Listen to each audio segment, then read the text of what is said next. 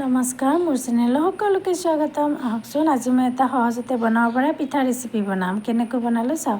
প্ৰথমতে মই পিঠাগুড়িখিনি লৈ তাত মই নিমখ দিছোঁ, দি পেলাই উতলা পানী দি চামুচখনেৰে মিক্স কৰি লৈছোঁ। বহুত বেছি গৰম, সেইবাবে মই এনেকৈ লৰাই অলপ সময় ঠাণ্ডা কৰি লৈ যেতিয়া হাতেৰে চুব পৰা হৈছোঁ, তেতিয়া মই হাতেৰে ধুনীয়াকৈ মঠি পেলাই আটাৰ নিচিনা এটা ডো বনাই 15 মিনিটমান ৰেষ্ট হ'ব দিছোঁ। তাৰপিছত সেইখিনি সময়তে মই এটা নাৰিকল সৰু সৰু টুকুৰা কৰি লৈ মিক্সি জাৰটোত গুড়ি কৰি লৈছোঁ। লৈ এখন কেৰাহীত মই প্ৰয়োজন অনুসৰি চেনি দি পেলাই নাৰিকলখিনি ধুনীয়াকৈ মিক্স কৰি লৈছোঁ।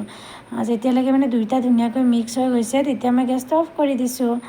এতিয়া পিঠাগুড়িখিনি মই আৰু অলপ মঠি লৈ এনেকৈ লাডু লাডু বনাই লৈছোঁ। লৈ হাততেই মই লুচিৰ নিচিনা অলপ বেলিবলৈ চেষ্টা কৰিছোঁ, এনেকৈ হেঁচি দি আৰু তাৰপিছত ইয়াত চেনি আৰু নাৰিকলৰ মিশ্ৰণখিনিৰ পৰা অলপমান দি দিছোঁ। ইয়াতে দি পেলাই এইখিনি বন্ধ কৰি দি ধুনীয়াকৈ এটা ডাঙৰ গোল্লাৰ নিচিনা বনাই লৈছোঁ। এনেকৈ গোল গোল কৰি আৰু এনেকৈ মই গোটেইকেইটা পিঠা ৰেডি কৰি লৈছোঁ।